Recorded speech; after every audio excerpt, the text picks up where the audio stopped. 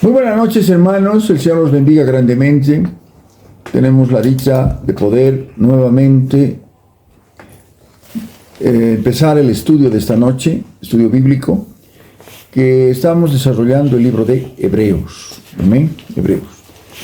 Realmente aspectos muy interesantes que los hemos ido viendo, ya prácticamente entrando al capítulo 7 esta noche. Amén. Vamos a orar. Padre, en el nombre de tu Hijo amado Jesucristo, de quien somos, a quien servimos y por quien vivimos, damos gracias de acceder a tu palabra. Bendita, maravillosa palabra que nos ayuda a nuestro crecimiento espiritual. Gracias, Padre Santo. Abre nuestro entendimiento, ayúdanos, Señor. Abre nuestros corazones para recibir de ti palabra viva, palabra que edifica, palabra que alienta, que consuela, palabra que también exhorta, porque tú nos muestras, Señor, tu palabra. Gracias, Padre. Gracias, Señor. Gracias, Dios amado. En nombre de Jesús. Amén. Amén. Bien, amados, entonces entramos al capítulo 7, donde enfatiza más aquel personaje que ya lo mencionamos el anterior lunes, Melquisedec. Pero ¿qué dice el versículo 1? Capítulo 7, versículo 1. Porque este Melquisedec, rey de Salem, sacerdote del Dios Altísimo, que salió a recibir a Abraham, que volvía de la derrota de los reyes, y le bendijo. A quien asimismo dio Abraham los diezmos de todo, cuyo nombre significa, primeramente, Rey de justicia, y también Rey de Salem. Esto es, Rey de paz. Amén. Gloria a Dios. Es importante el versículo 3. Sin padre, sin madre, sin genealogía, que ni tiene principio de días, ni fin de vida. Amén. Sino hecho semejante. ¿Qué dice? Al Hijo de Dios. Al Hijo de Dios. Permanece sacerdote para siempre. Con esta palabra, hay algunos que dicen, ¿quién es este famoso Melquisedec? ¿No es cierto? Melquisedec es un personaje en el Antiguo Testamento que tipifica a nuestro Señor Jesucristo. Amén. Que es figura y sombra de Jesucristo. Es más, aún podríamos decir que es algo que acá lo corrobora de una manera tremenda, maravillosa, porque dice Rey de Salem, Rey de paz, ¿no? Y al decir sin padre, sin madre, sin genealogía, que ni tiene principio de días ni fin de vida, sino hecho semejante al Hijo de Dios, permanece sacerdote para siempre, dando a entender que si bien, como ya lo compartíamos, el sumo sacerdote tenía que ser elegido de entre los sacerdotes levitas una vez al año. Nuestro sumo sacerdote, que es Jesucristo, es sumo sacerdote para siempre. Ya no se necesita escoger una persona en representación del pueblo de Dios que entre a la presencia del Señor, ¿no? Porque lo que hacía es el sumo sacerdote eso. Pero primero ofrecía por él y por el pueblo que estaba fuera, ¿no es cierto? En cambio ya él, al presentarse él mismo, nuestro Señor Jesucristo, al entrar, no, porque ¿qué era al final el templo? Y que después el tabernáculo, primero en el desierto, y posteriormente el templo, ya cuando llegaron a establecer ya su territorio, cuando edificaron el templo. ¿Qué era eso? Figura y sombra del tercer cielo. ¿Amén? Figura y sombra. Lo que era allá lo hacía como figura y sombra, apuntando a eso, siempre apuntando a eso. El Antiguo Testamento tiene mucha figura y sombra del Nuevo y de las cosas que están en la casa del Padre. Amén. Ahora bien, vamos a seguir. Versículo 4. Considerad pues cuán grande era este, a quien aún Abraham, el patriarca, dio diezmos del botín. O sea, al mostrar que Abraham le está entregando los diezmos, están las primicias, le está reconociendo su señorío. a Melquisedec. Amén. Entonces, dice, ciertamente los que de entre los hijos de Leví reciben el sacerdocio, tienen mandamiento de tomar del pueblo los diezmos, según la ley mosaica. Es decir, de sus hermanos, aunque estos también hayan salido de los lomos de Abraham. O sea, cuando estableció el sacerdocio para una de las tribus, de las 12 tribus, ¿a cuál el Señor escogió como tribu sacerdotal? A la tribu de Leví. Pero ya lo decíamos, todo sacerdote debía ser de la tribu de Leví, pero no todos de los tribus de Leví eran. ¿Por qué? Porque unos descendían de Moisés y otros descendían de Aarón. Los que descendían de Aarón, el primer sumo sacerdote, esos nomás eran por sucesión sacerdotes. ¿Amén? Ahora bien, en la ley establecía que cuando conquistaron la tierra prometida, distribuyeron el territorio a las diferentes tribus. ¿A cuál no le tocó territorio? A los levitas. A la tribu de Leví. Cuando ellos dijeron, ya a todos tienen su territorio y nosotros, yo soy su porción, yo soy su heredad, les dijo el Señor. Entonces ellos servirían al Señor directamente y habrían de dar ciudades a los sacerdotes, ciudades sacerdotales, ¿no? Esas ciudades tenían sus ejidos, tenían lugares donde podían sembrar, ¿no ve? Y también la ley establecía que los judíos tenían que sostener a los sacerdotes con diezmos que le llegaban a los sacerdotes. Amén. Ahora bien, por eso dice, ciertamente, los que de entre los hijos de Leví reciben el sacerdocio tienen mandamientos de tomar del pueblo los diezmos, según la ley, es decir, de sus hermanos, aunque estos también hayan salido de los lomos de Abraham. Ahora bien, este es un punto muy importante. Aquel cuya genealogía, versículo 6, vamos a leer con cuidado. Aquel cuya genealogía no es contada de entre ellos, tomó de Abraham los diezmos y bendijo al que tenía las promesas. Sin discusión alguna, el menor es bendecido por el mayor. ¿Quién? Abraham es bendecido por Melquisedec. Amén. Ahora bien, aquí ciertamente reciben los diezmos hombres mortales, o sea, en la ley, en el Antiguo Testamento. Sacerdotes mortales, pues, recibían los diezmos. Y hace la comparación, dice, aquí, hablando de lo que estaba viviendo, ¿no? Aquí ciertamente reciben los diezmos hombres mortales, pero allí uno de quien se da testimonio de que vive. ¿Quién? Melquisedec, que tipifica a Jesucristo. Y por decirlo así, en Abraham pagó el diezmo también Leví, que recibe los diezmos, ¿no? Porque aún estaba en los lomos de su padre cuando Melquisedec le salió al encuentro. Claro, ¿cuándo fue Melquisedec? Antes de la ley. Se le entregó a Abraham. Abraham es antes de la ley. ¿Cuántos años antes de Cristo es Abraham? 2000. ¿No es cierto? Tendría que pasar un tiempo y Moisés aparecería como el legislador, porque a través de la ley, de Moisés vino la ley. ¿Cuánto fue Moisés antes de Cristo? 1500. Abraham 2000. Jesús 1500.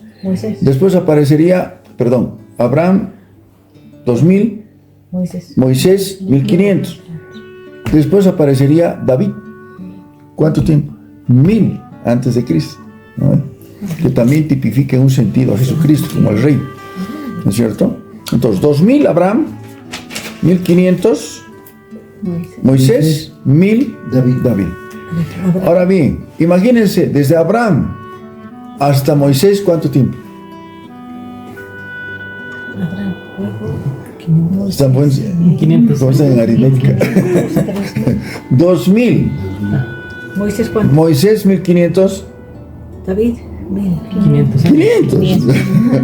1500 más 500. 1500 más 500, 2000. Tendrían que pasar 500 años hasta que se estableciera la ley. Amén. Pero ya el diezmo fue antes de la ley. Ahora bien, ¿qué dice más adelante? porque aún estaba en los lomos de su padre cuando Melquisedec le salió al encuentro. Pues claro, los sacerdotes levitas todavía estaban en proyecto. ¿No es cierto? Amén. Sí, pues, ahora aclara esto. ¿Por qué está diciendo todo esto? Aclara el autor de Hebreos. Si pues la perfección fuera por el sacerdocio levítico, si lo máximo eran los sacerdotes levitas, porque bajo él recibió el pueblo la ley, los sacerdotes dieron la ley y enseñaron la ley, ¿qué necesidad habría aún de que se levantase otro sacerdote según el orden de Melquisedec, que no fuese llamado según el orden de Aarón?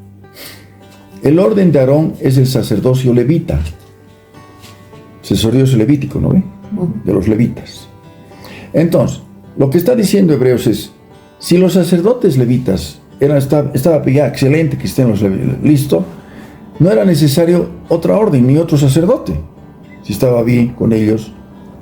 Entonces aclara este punto y dice, porque no se olviden que este mensaje es más dirigido a los judíos que estaban saliendo de la ley y estaban abrazando el cristianismo. Y un poco les conflictuaba el hecho de que ya no tenían que ir al templo, ya no tenían que hacer todas las leyes ceremoniales, ¿no? Sino que ya en Cristo Jesús otra es la dispensación. Amén. Ahora bien, dice, porque cambiado el sacerdocio, necesario es que haya también cambio de ley. Y aquel de quien se dice esto es de otra tribu, de la cual nadie sirvió al altar. Otra tribu. ¿Cuál es la otra tribu? ¿De qué tribu es Jesucristo? Judá. Nunca había habido un sacerdote de la tribu de Lu. Peor todavía, sumo sacerdote. Todos los sacerdotes eran levitas. Y lógicamente el sumo sacerdote era levita. Amén. Ahora bien, de aquel de quien se dice esto es de otra tribu, de la cual nadie sirvió al altar. Porque manifiesto es que nuestro Señor vino de la tribu de Judá, de la cual nada habló Moisés tocante al sacerdocio. Por eso ellos que venían de la ley se conflictuaban con el Señor Jesús. Dicen, no, pero ahora vamos a aclarar esto. Si ustedes han conocido hasta este momento un sumo sacerdote, les conviene este otro sumo sacerdote porque es eterno. Y esto es aún más manifiesto si a semejanza de Melquisedec se levanta un sacerdote distinto, no constituido conforme a la ley del mandamiento acerca de la descendencia, sino según el poder de una vida indestructible. O sea, porque es el Señor, pues. Amén. Lo habrán crucificado, le habrán dado muerte en la cruz, pero al tercer día resucitó. Y Él vive. Amén. Ahora bien, pues se da testimonio. Tú eres sacerdote para siempre. ¿A quién se le está diciendo? Jesús. A Jesús. ¿Según el orden de? No, según el orden de Aarón. Según el orden de Aarón, hubiera tenido que ser levita, de la tribu de Leví. Pero ahora el Señor Jesús es de la tribu de Judá. Queda pues abrogado el mandamiento anterior a causa de su debilidad e ineficacia. Esto es bien importante. Miren ustedes qué necesario es de enfatizar esto para aquel grupo de gente que está tratando de judaizar, de empezar a sacar cosas de la ley que nosotros tenemos que cumplir, que nosotros tenemos que... Hermanos, ¿qué dice aquí? Abrogado el mandamiento anterior a causa de su debilidad e ineficacia. Nada pudo hacer la ley, a nadie cambió porque no era su función. ¿Es para qué era la ley? Simplemente para poner en evidencia el pecado. Para saber que está bien. Porque si la ley, dijo Pablo, si la ley no me dijera que codiciar es malo, ¿cómo hubiera sabido que codiciar es malo? Era una guía, era una ayo, era una nodriza para guiarlos a Cristo. Pero nunca pudo cambiar nada la ley, no era para eso. En cambio, en la gracia se hace maravillas, pues, que recibe a Cristo como Señor y Salvador. Amén. Por eso dice, pues nada perfeccionó la ley. De la introducción de una mejor esperanza, por lo cual nos acercamos a Dios. ¿Ustedes sabían que en el Antiguo Testamento un judío promedio no podía decir directamente a Dios Padre? Lo apedreaban, porque eso estaba destinado al Mesías venidero, que vino por primera vez en Jesucristo. Por eso querían, pues, hacer, porque él le decía directamente a Dios Padre.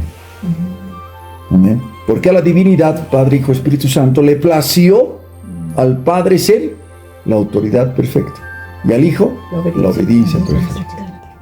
Esa relación de Padre e Hijo es única. El único que es llamado Hijo con mayúscula es Jesucristo. Amén. Por extensión nos ha hecho a nosotros hijos, pero con minúscula. Amén. Amén. Amén. ¿Ya? Y esto no fue hecho sin juramento, porque los otros ciertamente sin juramento fueron hechos sacerdotes, pero este con el juramento del que le dijo, juró el Señor y no se arrepentirá, tú eres sacerdote para siempre, según el orden de Aarón. No, según el orden de Melquisedec. ¿Eso rayamos? Tu favor, si no fuera molestia. Por tanto, Jesús es hecho fiador, subraye, de un mejor pacto. Amén. ¿Qué nombre recibe pacto? 8 nombres. Testamento. El Antiguo Testamento, el Nuevo Testamento, el Antiguo Pacto, el Nuevo Pacto. ¿Por qué pacto? Porque es un pacto que el Señor hace con su pueblo. ¿Tú sabías que cuando te has convertido, cuando has confesado a Jesucristo como Señor y Salvador, has hecho un pacto con el Señor? Porque el Señor, has entrado en el nuevo pacto del Señor, en su sangre. Amén. El nuevo pacto en su sangre. Perdón de pecados, herencia entre los santificados. Amén.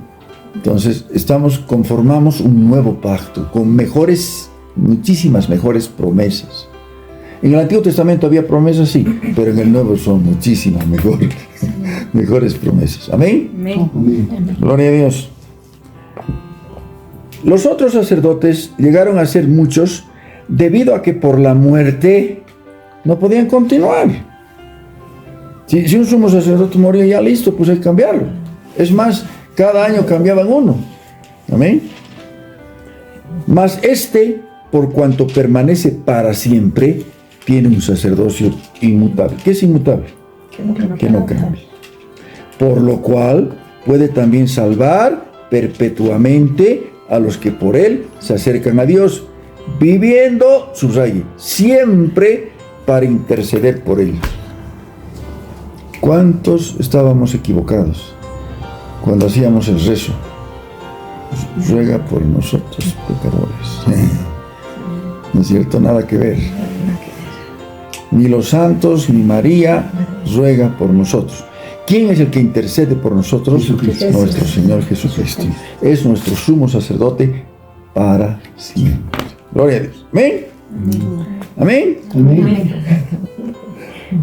Porque, mire qué dice el 26, ¿podemos leer? Porque tal sumo sacerdote nos convenía. ¿Por qué? Santo, inocente, sin mancha, apartado de los pecadores y hecho más sublime que los cielos. ¿Qué sumo sacerdote cumplió esto? Nadie. Era evidentemente apartado en cuanto se refiere al testimonio, pero nunca con esas características. Perfecto. Amén. Santo, inocente, sin mancha, apartado de los pecadores y hecho más sublime que los cielos. Fue tentado en todo, pero sin pecado. Amén. Hay buenas intenciones, pero todos somos pecadores. Todos. El único que no pecó es nuestro amado Rey Jesucristo, que no tiene necesidad cada día, como aquellos sumos sacerdotes, de ofrecer primero sacrificios. ¿Por quién? Por sus propios pecados y luego por los del pueblo, porque esto lo hizo una vez para siempre, ofreciéndose al Señor. Por eso entró al lugar santísimo y se presentó delante del Padre cuando murió y ascendió a los cielos. Se ofreció como el sacrificio perfecto, pues, donde el Padre confirmó que estaba aceptando ese sacrificio como perfecto cuando lo levantó de entre los muertos. Si hubiera cometido una micra de pecado, no hubiese podido levantarse de los muertos. Nada, perfecto, inocente. el Padre lo levanta de los muertos. Amén. Y venció al que tenía el imperio de la muerte. Esto es al Diablo. diablo. Amén. Amén. Porque la ley constituye sumos sacerdotes a débiles hombres. Pero la palabra del juramento posterior a la ley, subraya, al Hijo con mayúscula, hecho perfecto para siempre. Para siempre. A Jesús. Amén. Gloria a Dios. Entramos al capítulo 8. Ahora bien, el punto principal de lo que venimos diciendo es que tenemos tal sumo sacerdote, el cual se sentó a la diestra del trono de la majestad en los cielos. ¿Cuándo fue eso? ¿Cuándo fue eso? Resucitó. Después de la ascensión. Amén. Resucitó. Estuvo apareciéndose a más, ¿durante cuánto tiempo? 40 días a más de 500 Eso es. al mismo tiempo. Después de 40 días se fue con sus discípulos, ¿dónde? Al monte de los olivos. Y desde ahí fue llevado, fue arrebatado. Eso está en Hechos capítulo 1. Al ascender, llevado por el poder del Espíritu Santo, fue arrebatado al tercer cielo. Y ahí, ese se sentó, significa en el poder del Padre, o sea, el sitio de honor. Amén. En realidad, Padre y Hijo es uno solo. Amén. Había cumplido su ministerio. Había cumplido su servicio. Porque llamado también en el Antiguo Testamento al Mesías, el que venía primero, el siervo. El siervo de Jehová. Había cumplido su servicio. Había cumplido su ministerio a perfección. Amén. Entonces sentó a la diestra del Padre. Amén. A la diestra del trono de la majestad en los cielos, ministro del santuario y de aquel que dice Susay, verdadero tabernáculo que levantó el Señor y no el hombre. ¿Cuál fue el tabernáculo que levantó el hombre? El templo. Primero, antes del templo, cuando salieron de Egipto, estaban rumbo a la tierra prometida, en jornadas, llegaban a un lugar, ¿y qué es lo que primero hacían? Los levitas escogían el lugar donde iban a armar el tabernáculo, la tienda del tabernáculo. ¿No es cierto? Sí. Que siempre figura y sombra de lo que está arriba. Cuando ya conquistaron la tierra prometida, el Señor escogió un lugar para que se levante el templo. Hay un pasaje que menciona en el Antiguo Testamento la era de Ornán, el Jebuseo. Si quieren podemos ver un poquito eso en el Antiguo Testamento. Amén. David, en el Antiguo Testamento, hermanos queridos, vamos a ver ese aspecto ya.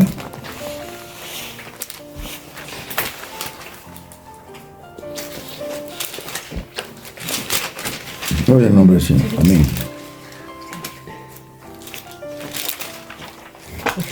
Ya. Perdón. El Jebús. Ornán el Jebuseo. Ornán el Jebuseo. Sin H. Ornán el Jebuseo. Jebús era el nombre antiguo de Jerusalén. Jebús. Amén. Los jebuseos tomaron eso al principio de un pueblo pagano, pero que fue conquistado por David. ¿Dónde está? Amén. Primera de Crónicas. Ya, ahora sí. Amén. Sí, en Primera de Crónicas, Eso es. 21:15. Eso. Vamos por favor a gracias, hermano. Primera de Crónicas, capítulo 21. Producto de algo que hizo David que ofendió al Señor, David censa al pueblo. ¿Era malo hacer censos? No. El Señor autorizó hacer censos incluso para ver cuántos tenía cada tribu. El problema era la motivación. Siempre el Señor, ¿para qué quieres? Dice. ¿Para qué quieres hacer algo? ¿Para jactarte? 21:15. ¿O porque sientes que es la voluntad del Señor y quieres hacerlo con buen corazón? Lo que David quería era contar su ejército para apoyarse en eso. Y el capitán de la guardia dijo, no rey, no hagamos eso, se va a ofender el Señor. Y se ofendió, pues papá se les enojó. Pero Satanás se levantó contra Israel e incitó a David a que hiciese censo. 21:1. Y dijo David a Joab y a los príncipes del pueblo. Estamos en Primera de Crónicas, capítulo 21, versículo 1, y estamos en el 2. Y dijo David a Joab y a los príncipes del pueblo: id a hacer censo de Israel desde Berseba hasta Dan, e informadme sobre el número de ellos para que yo lo sepa. Y dijo Joab, mire esa recomendación: añada a Jehová a su pueblo 100 veces más, rey, señor mío. ¿No son todos estos siervos de mi señor? ¿Para qué procura mi señor esto? ¿Qué será para pecado de Israel? Pero fue obstinado David y el censo se realizó. Bueno, vino lo que viene cuando hay desobediencia. Chucu, chucu.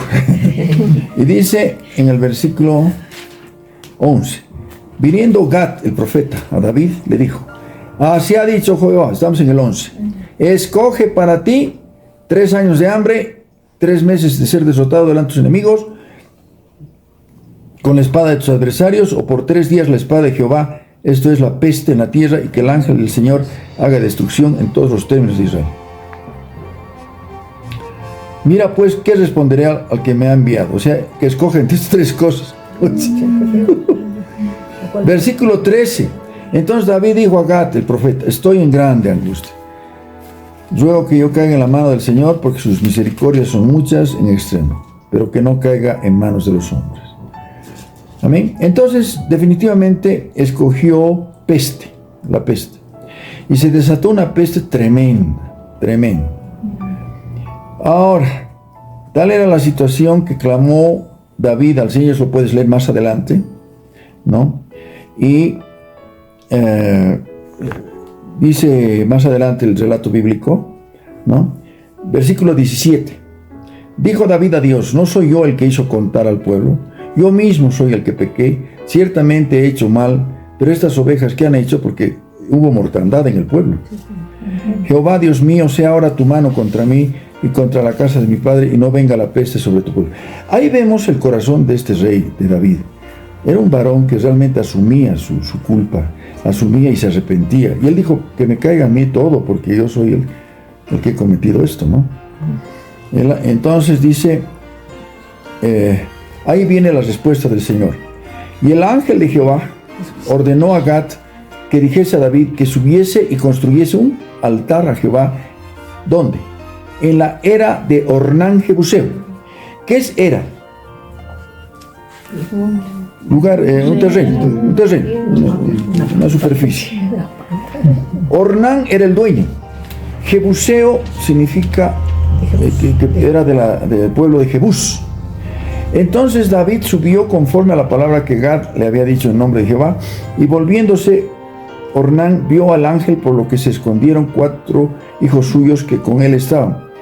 Y Ornán, ¿qué hacía? Trillaba el trigo. Viniendo, claro, estaba trabajando su terreno. Viniendo David a Ornán, miró a Ornán y vio a David, y saliendo de la era se postró en tierra ante David. Entonces dijo David a Ornán: dame este lugar de la era para que edifique un altar a Jehová, dámelo por su cabal precio, para que cese la mortandad en el pueblo.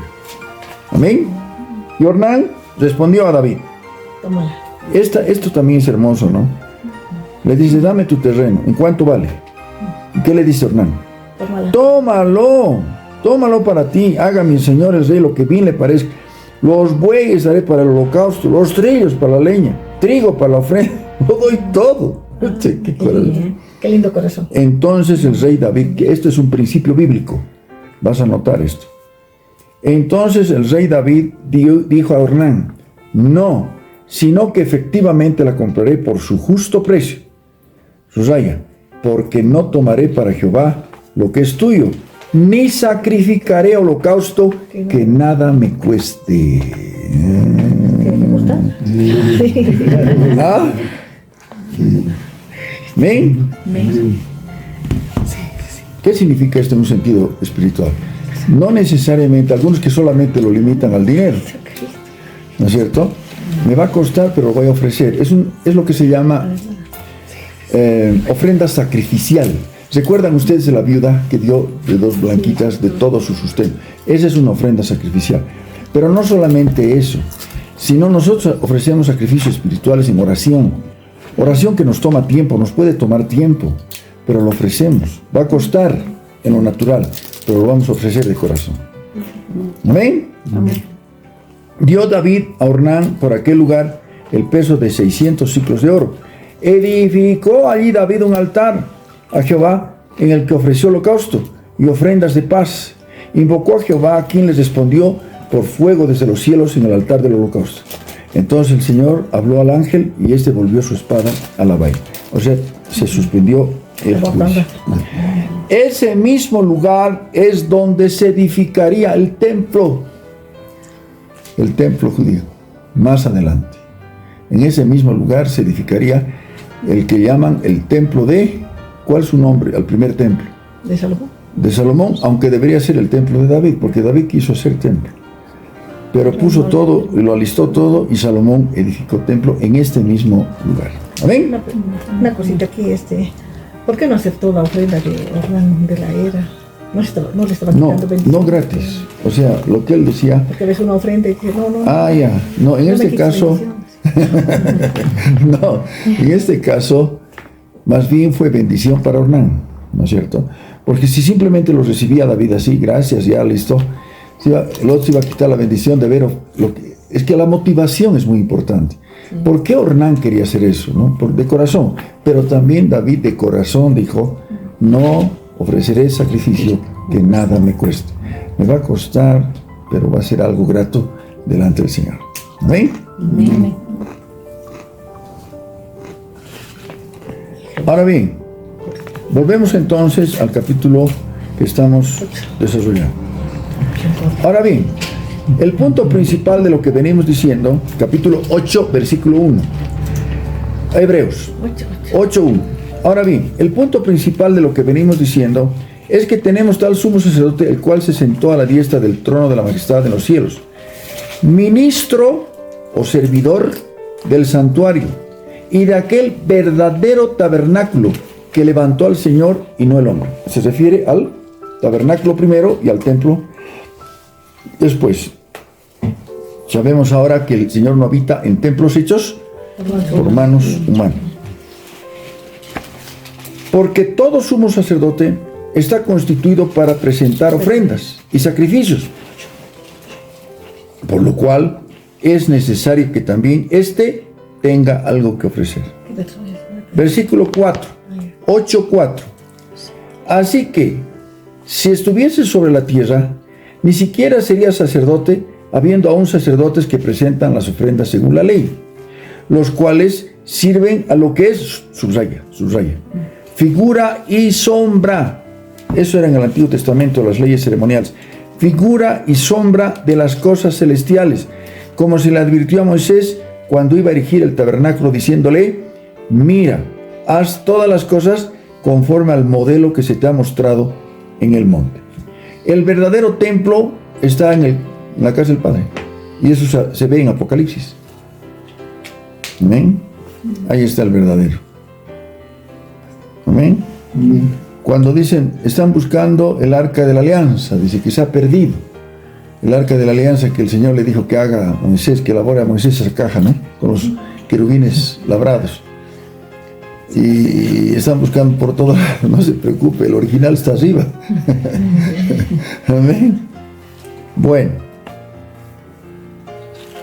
Pero ahora, tanto mejor ministerio es el suyo, cuanto es mediador de un mejor pacto. Ahí está, subraya. Establecido sobre mejores promesas. Mejor pacto. ¿Sí? Mejores promesas. Pregunto. Cuando se sacrificaba la sangre, todo sacrificio, y sin derramamiento de sangre no había perdón de pecados, no había, ¿no es cierto? Ahora bien, el judío promedio que iba con su corderito y entregaba al sacerdote para ofrecerlo en sacrificio, lo ofrecía en sacrificio. Esa sangre que es derramada en expiación, ¿qué ocurría con este que estaba llevando el corderito? Cubría los pecados, los perdonaba. pero no los quitaba. ¿Amén? ¿Se entiende esto? Ese corderito estaba muriendo en lugar del que estaba llevando el cordero. Pero así todo, esa sangre derramada del corderito simplemente cubría. No quitaba. En cambio, la sangre de Cristo limpia de todo pecado. Amén. Porque si aquel primero, versículo 7, porque si aquel primero hubiera sido sin defecto, ciertamente no se hubiera procurado lugar para el segundo. Porque reprendiéndoles dice, aquí vienen días, dice el Señor, en que estableceré con la casa de Israel y la casa de Judá un nuevo pacto. Un nuevo pacto. Pregunto, en el Israel nacional hay muchos judíos que profesan el judaísmo, que es una religión más. ¿Ellos están en el nuevo pacto? No, están aferrados al antiguo pacto. ¿No es cierto? Es el Israel nacional. Por eso no somos judíos de raza, somos judíos espirituales, porque estamos en el nuevo pacto, de mejores promesas. Judíos, algún judío, digamos, que está viviendo en Israel, se convierte, forma parte del nuevo pacto. Amén. Amén. Amén. No como el pacto que hice con sus padres, ahí está, cuando Moisés, cuando la ley. El día que los tomé de la mano para sacarlos de la tierra de Egipto. En realidad el Señor adoptó a Israel como su pueblo, para ser un reino de sacerdotes y gente santa. ¿Cuál era el propósito de haber escogido a Israel? Y le dice, hay un pasaje, no recuerdo ahorita, pero hay un pasaje donde dice, Israel, quiero que sepas una cosa. Yo cuando te escogí y te adopté, no porque seas lo mejorcito. Sí. Había civilizaciones mucho más, ¿no es cierto? ¿Qué era Israel? Un conjunto de esclavos. ¿Cuánto tiempo han sido esclavos? 430 años con el capataz encima. Así los ha sacado de Egipto. Sí. No tenían identidad de pueblo, de nación. Les ha tenido que organizar, les ha dado ordenanzas, estatutos, mandamientos, la ley. Los ha organizado como pueblo y ha hecho de ellos un reino de sacerdotes y gente santa. ¿Cuál era el propósito de Dios inicialmente con Israel? Hacer que Israel sea luz a las naciones. Las promesas no solamente eran para su pueblo, sino para que su pueblo irradie a otros pueblos y otros pueblos puedan llegar a decir, bienaventurada la nación cuyo Dios es el Dios de Israel. Amén. Pero no cumplieron con eso. Es más, a lo suyo vino y los suyos no les recibió. Entonces dice más adelante, porque ellos no permanecieron en mi pacto, yo me desentendí de ellos, dice el Señor. Versículo 10, 8:10. Por lo cual, este es el pacto que haré con la casa de Israel. Después de aquellos días, dice el Señor. Pondré mis leyes en la mente de ellos, sobre su corazón las escribiré, y seré a ellos por Dios, y ellos me serán a mí por pueblo. ¿Cuándo se cumplirá a plenitud esto? En el milenio. Mientras tanto, nosotros estamos en el nuevo pacto. No que judíos de raza no puedan convertirse y formar parte del nuevo pacto, que lo está haciendo hoy, pero muy poco, ¿no? Sí, pero ¿no? Ninguno enseñará a su mira, ahí está mostrando, esto no hacía la ley. No podía, porque era ineficaz. No podía hacer la ley. La ley enseñaba, era tutor, era ayo. Los tomaba de la mano y les decía por aquí, y les mostraba que si incumplían era muerte. Pero dice, ninguno enseñará a su prójimo, ninguno a su hermano, diciendo, conoce al Señor. Todos me conocerán, desde el menor hasta el mayor de ellos. Imagínense ustedes la bendición, que antes estábamos en la supina ignorancia, sin esperanza y sin Dios, y cuando conocimos a Cristo, ahora, y por el Espíritu Santo, Él escribió en los corazones su mandamiento, ¿no es cierto? Amén. Y ahora los conocemos, ¿no? Dice, porque seré propicio a sus injusticias, Nunca más me acordaré de sus pecados y de sus iniquidades. Subraya el versículo 13. Al decir nuevo pacto, ¿qué significa en otras palabras? Nuevo Testamento. Ha dado por viejo al primero, y lo que se da por viejo y se envejece está próximo a desaparecer. Va a desaparecer la antigua. Por eso, hermanos queridos, estos movimientos judaizantes que quieren volver, se dan cuenta, con esta palabra nomás ya se refuta. ¿Qué quiere decir? Que nada del antiguo, no. Lo que antes se escribió para nuestra enseñanza se escribió, pero tomando como figura y sombra. No podemos quedarnos en el antiguo como muchas veces ocurre con los judaizantes, con los, ¿no es cierto? Amén. En la ley. Estamos ahí. Ya hemos superado eso con el nuevo pacto, que se ha cumplido semejantes promesas tan bellas en nosotros. ¿Se está entendiendo? Capítulo 9. No me hacen eso. Ahora bien, aún el primer pacto tenía ordenanzas de culto y un santuario terrenal. Era el templo. El tabernáculo estaba, bueno, primero el tabernáculo. Ustedes saben que el tabernáculo, una tienda en el desierto. La armaban y la desarmaban. Jornadas, rumbo a la tierra prometida. Llegaban, ¿quién los conducía? En el desierto. El Señor. ¿A través de qué? Una nube en el día y columna de fuego en la noche. Ahí estaba el Señor. Cuando la nube se detenía, rato, aquí vamos a hacer campamento.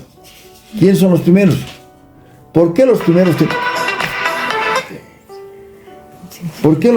tenían que...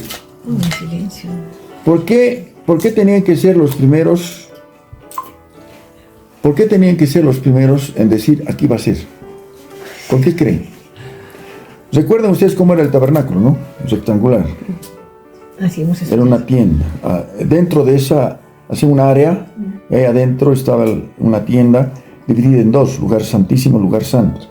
El atrio, el altar del holocausto y todo, es una puerta, una sola puerta había en el tabernáculo. ¿Amén? Ahora bien, ¿por qué tendría que ser primero los sacerdotes levitas los de decir, aquí vamos a empezar? En función de su orientación, la puerta siempre daba al oriente, al oriente. Porque en función como esté el tabernáculo, todas las tribus se situaban. Tales tribus al norte, tales tribus al este, tales tribus al este, tales tribus al este. Conforme como esté dispuesto el tabernáculo. Posteriormente, ya llegando a la conquista de la tierra prometida, ¿qué hizo la ciudad de David? Tomó como su ciudad Jerusalén, y ahí David puso en su corazón el levantar templo. ¿Dónde? En lo que había sido la era de Ornán el Jebuseo, donde David ofreció, donde cesó la mortandad. Ornán el Jebuseo dispuso su corazón para... Amén. Si no hubiera querido vender, digo, no está en venta. Interesantes esos detalles. Amén, amén. La dispuesta su corazón. Amén. Y ha sido realmente algo agradable, ¿no? Delante del Señor. Ahora bien, vamos a ir. Está hablando primero del tabernáculo. El tabernáculo estaba dispuesto así. La primera parte, lugar santo, pero ya de la tienda. En la tienda misma habían dos, ¿no? Lugar santo, lugar santísimo. Estaba en la primera parte del lugar santo, al lado izquierdo, el candelabro. La mesa de los panes. Y al frente los panes de la propiciación.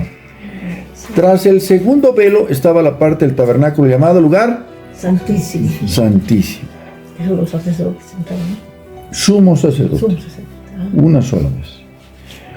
¿Por qué? Porque en el lugar santísimo se manifestaba la Shekinah, la presencia de Dios, el cual tenía un incensario de oro y el arca del pacto, el arca del pacto, cubierta de oro por todas partes, en la que estaba una urna de oro que contenía el maná, la vara de Aarón, que reverdeció, y las tablas del pacto.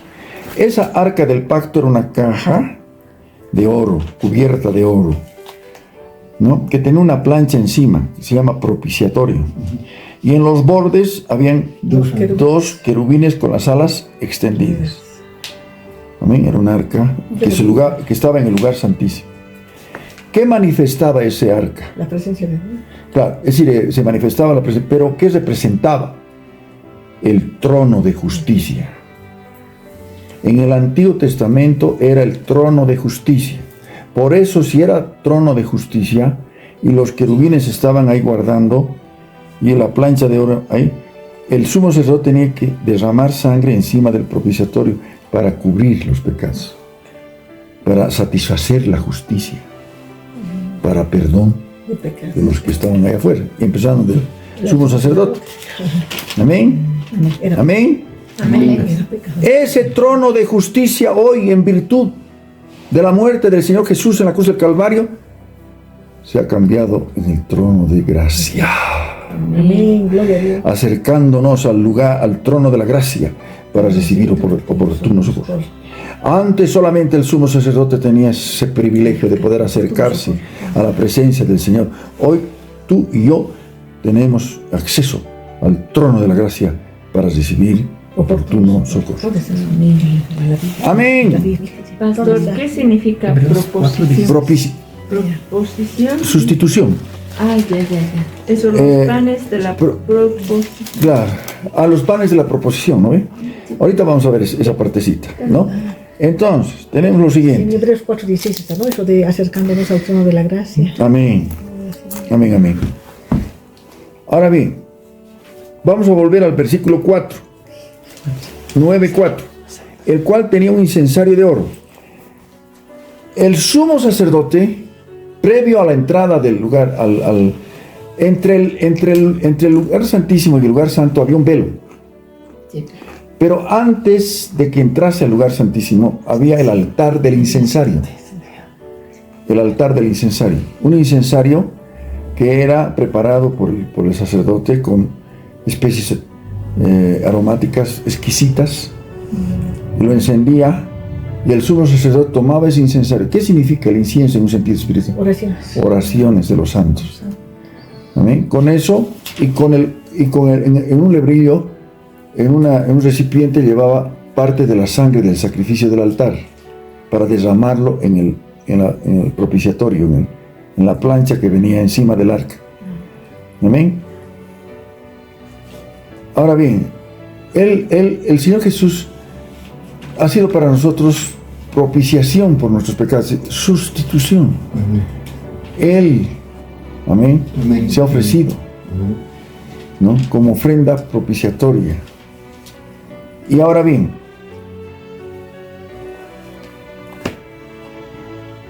dice, así dispuesto estas cosas. Entonces, en el lugar santísimo, posteriormente solamente dentro del arca estaban las tablas de la ley.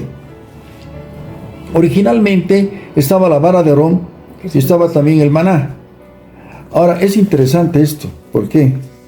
¿Recuerdan ustedes en el relato bíblico cuando el Señor derramó maná? ¿Qué significa? ¿Qué es esto? Y el pueblo judío solamente tenía que recoger En el día. para el día.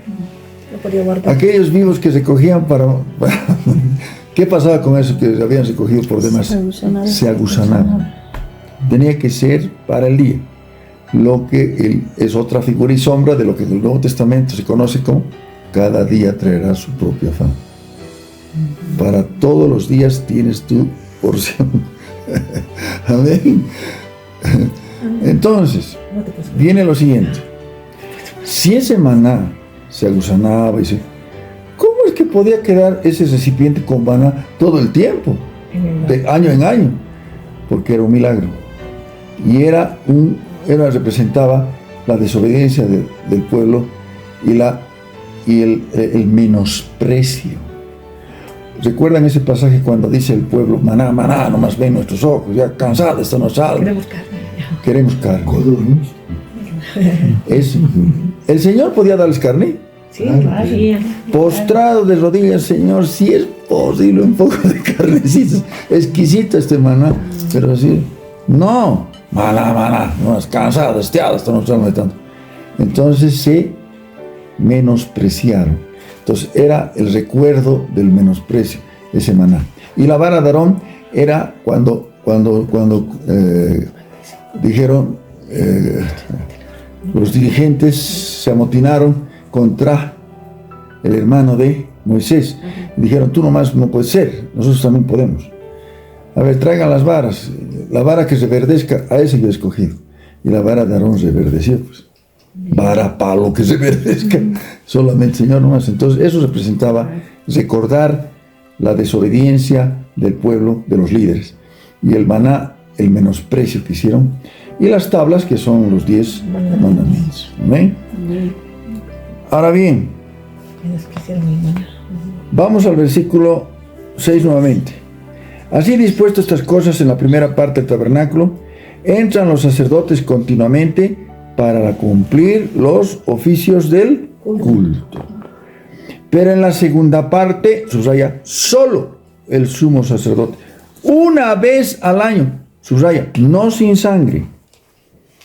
Tenía que llevar sangre para derramarlo sobre el propiciatorio, la cual ofrece por sí mismo y por los pecados de ignorancia del pueblo, dando el Espíritu Santo a entender con esto que aún no se había manifestado el camino al lugar santísimo, entre tanto que la primera parte del tabernáculo estuviese en pie, o que estuviese en pie el antiguo pacto. Si estaba en pecado el sacerdote moría y lo sacaban con una cuerda. Sí, tenía que ser perfecto, en el sentido de bien entregado, ¿no? Ahora bien,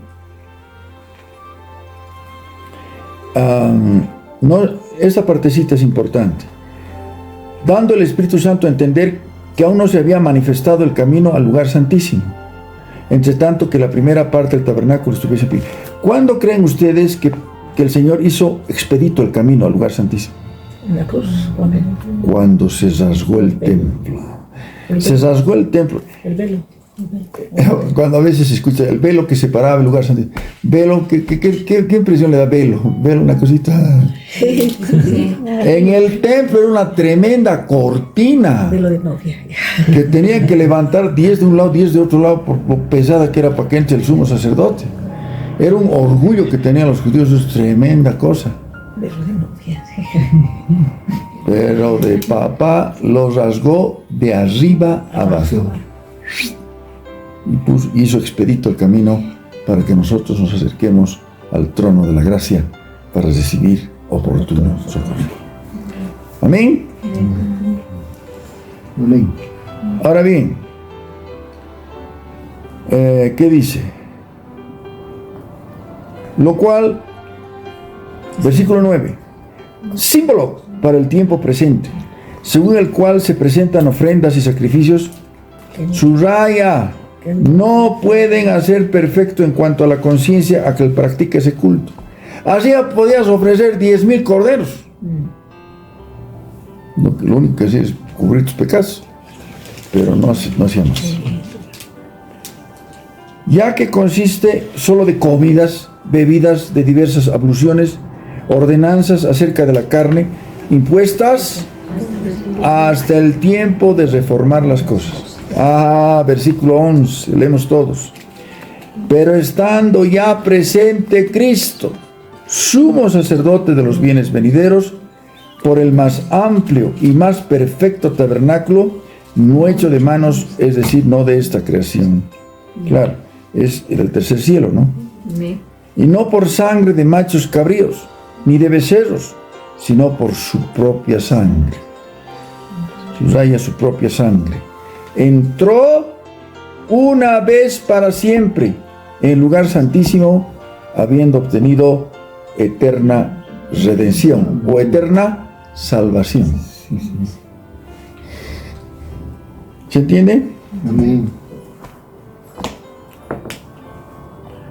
Porque si la sangre de los toros y de los machos cabríos y las cenizas de las becerras rociadas a los inmundos santifican para la purificación de la carne, cuanto más la sangre de Cristo, el cual mediante el... Este es un versículo muy importante, versículo 14.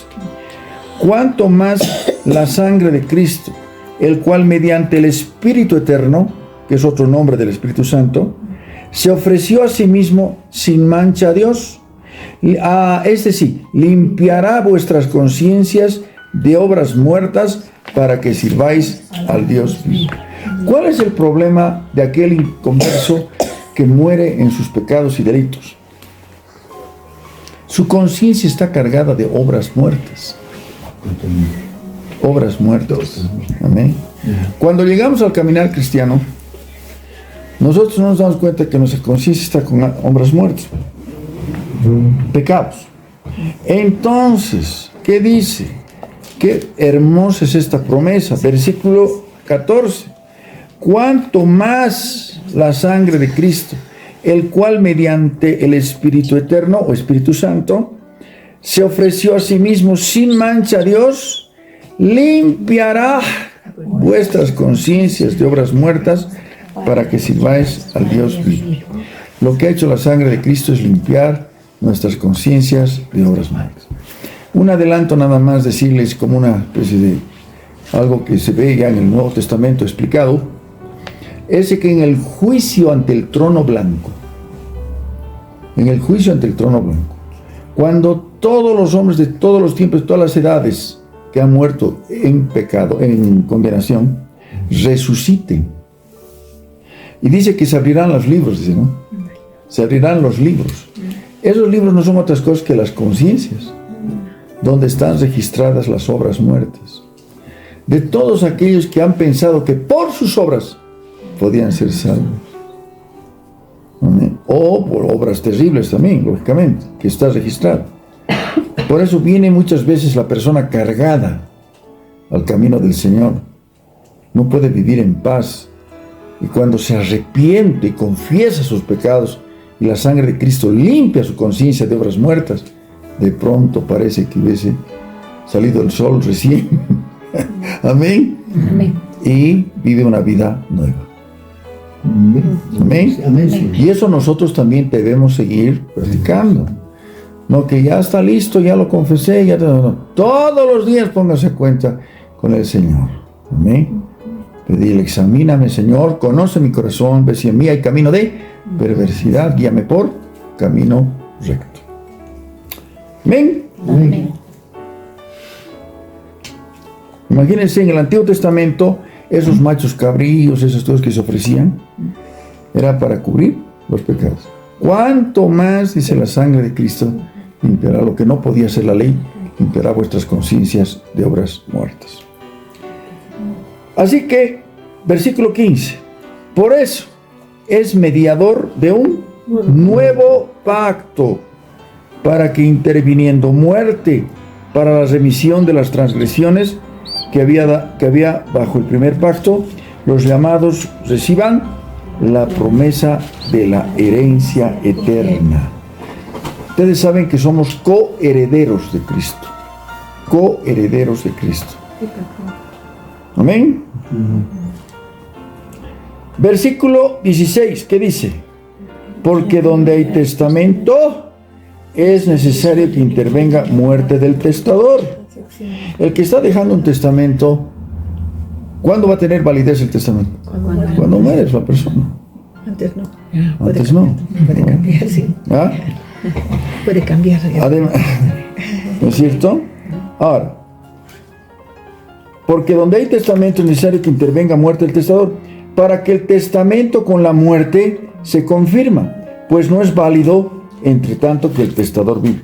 Es la figura del Señor que ha dejado un testamento para nosotros, pero era necesario que muera para que se dé validez a ese testamento. Amén. Dice, de donde ni aún el primer pacto fue instituido sin sangre, porque habiendo anunciado Moisés todos los mandamientos de la ley a todo el pueblo, tomó la sangre de los becerros, de los machos cabríos, con agua, lana, escarlata y sopo, roció el mismo libro y también a todo el pueblo. Esto era parte de las leyes ceremoniales, ¿no es cierto? Diciendo, esta es la sangre del pacto que Dios os ha mandado en el antiguo pacto, sacrificio de animales. Además de esto, roció también con la sangre el tabernáculo y todos los vasos del ministerio. Versículo 22. Y casi todo es purificado según la ley con sangre. Sin derramamiento de sangre, fuerte, No hay remisión. no hay perdón. No hay perdón. No hay perdón. En el Antiguo Testamento el judío recibía perdón. Pero siempre la salvación, diga siempre, la salvación fue por fe. Fue por fe. El problema de Israel fue que fueron en pos de la ley para justificarse por las obras de la ley. Porque no fueron con fe. Porque la salvación, ¿quién pudo cumplir la ley? Toda, total. ¿Cuántos mandamientos? 613 mandamientos. Ni Moisés. El único que pudo cumplir a la perfección fue el Señor Jesucristo. La salvación solamente siempre ha sido por fe. El judío que llegaba con su corderito, con un corazón contrito, humillado, agradecido, entregaba al sacerdote y pedía perdón al Señor, el Señor lo perdonó. ¿Ven? Pero además, ¿qué dice aquí? Todo es purificado, casi todo es purificado. ¿Por qué dice casi todo es purificado con sangre? En el Antiguo Testamento, en Levítico, inicialmente hay de entrada 5 sacrificios. 5 tipos de sacrificios, empezando del holocausto. Si ustedes ven en el Antiguo, vamos a ver alguna vez un estudio de Levítico, que no es un libro muy... pero cuando se le encuentra el significado es muy lindo, es extraordinario. Son 5 holocaustos, sacrificios de paz, sacrificios de eso, y hay uno de ellos, de los 5, que es sin sangre. Por eso dice, casi todo es sin sangre. ¿No es cierto? Casi todo, dice, casi todo es con sangre, ¿no? Y sin derramamiento de sangre no se hace remisión. Ahí culmina este capítulo 9 con algo maravilloso, precioso. ¿Qué dice? Versículo 23. El sacrificio de Cristo. Fue pues necesario que las figuras de las cosas celestiales fuesen purificados así, pero las cosas celestiales mismas con mejores sacrificios que estos. Escuche, no entró Cristo en el santuario hecho de mano, figura del verdadero, sino que el cielo mismo, para presentarse ahora por nosotros ante Dios. ¿Qué hacía el sumo sacerdote? Entraba al lugar santísimo, se presentaba en el lugar santísimo delante del arca del pacto y ofrecía el sacrificio, ¿no? ¿Eso hacía el sumo? Sí. Pero nuestro Señor Jesucristo no entró. O ustedes leen que el Señor entró en el templo y se fue directo. ¿Quiénes estaban a cargo además? 2 terribles, Anás y Caifás. ¿No es cierto? Entonces no. Pero que él podía entrar, pero... No era necesario. No era necesario. Porque él estaba cumpliendo la ley. Iba a cumplir a plenitud la ley. Iba a morir. Iba a ser el sacrificio perfecto.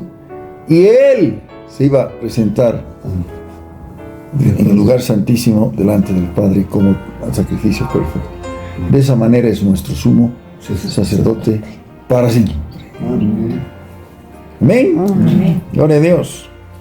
Y dice, porque no entró Cristo en el santuario hecho de mano, figura del verdadero, sino en el cielo mismo, para presentarse ahora por nosotros ante Dios.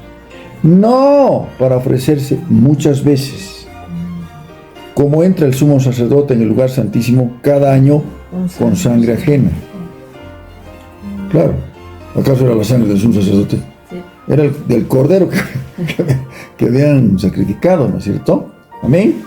Entonces, con su propia sangre le entró, ¿no? Ahora, esto también nos da una pauta interesante, muy importante. Por eso afirmamos que el sacrificio de la misa no es bíblico. Porque no es cierto que se enseña el altar mayor y el sacrificio de la misa, donde se lo ofrece al Señor varias veces, ¿no es cierto? Es el cuerpo de Cristo, y como que muere el Señor. No, se ofreció una sola vez y para siempre. Después de eso ofrecen la comunión, ¿no? Nosotros comemos la cena del Señor, pero no como cuerpo, no, como símbolo. Pancito simboliza el cuerpo. El vino simboliza la sangre. Símbolos de lo que Él participó por nosotros en la cruz del Calvario. Una sola vez, para siempre. Amén. Amén. Ahora bien, versículo 24 entonces, porque no entró Cristo en el santuario hecho de mano, figura del verdadero, sino en el cielo mismo, para presentarse ahora por nosotros ante Dios. No para ofrecerse muchas veces como entra el sumo sacerdote en el lugar santísimo, cada año con sangre ajena. De otra manera, le hubiera sido necesario padecer muchas veces desde el principio del mundo, pero ahora, en la consumación de los siglos, se presentó ¿cuándo? Una vez. Una vez, para siempre, por el sacrificio de sí mismo, para quitar de en medio el pecado del mundo. Gloria a Dios. De la manera que está establecido por los hombres, que mueran una sola vez y después de esto, este es un pasaje muy importante, subrayelo por favor. Le es dado al hombre morir una sola vez y después el juicio. ¿Todos vamos a pasar por juicio? Todos. No, los inconversos. ¿Nosotros también? Sí, claro. No, que sí. sí. Sí, El tribunal. ¿Nosotros también? Claro que sí. No, nosotros no. Hagamos la diferencia. El tribunal de Cristo. No es para Una cosa es el tribunal de Cristo y otra cosa es el juicio ante el trono blanco. el juicio final. Ya. Para la iglesia es el tribunal de Cristo. Para los inconversos, el juicio ante el trono blanco, después del milenio. Amén. El juicio ante el trono blanco es para muerte, lago de fuego. El tribunal de Cristo es para recibir recompensas en el milenio. Amén. De acuerdo a lo que haya sido bueno o mal. Amén. Amén. Amén. Amén. Otra vez vamos a leer ese versículo 27 que es clave. Versículo 27. Refuta totalmente la doctrina oriental de la reencarnación. Con esto se refuta totalmente. La manera está establecida. Los hombres que mueran una sola vez y después de esto el juicio. Así también Cristo fue ofrecido una sola vez para llevar los pecados de muchos y aparecerá por segunda vez. ¿Cuántos lo creen? Amén. Sin relación con el pecado para salvar a los que... La espera. Los que están... ¿Cuántos lo están esperando? Amén. Nos vale.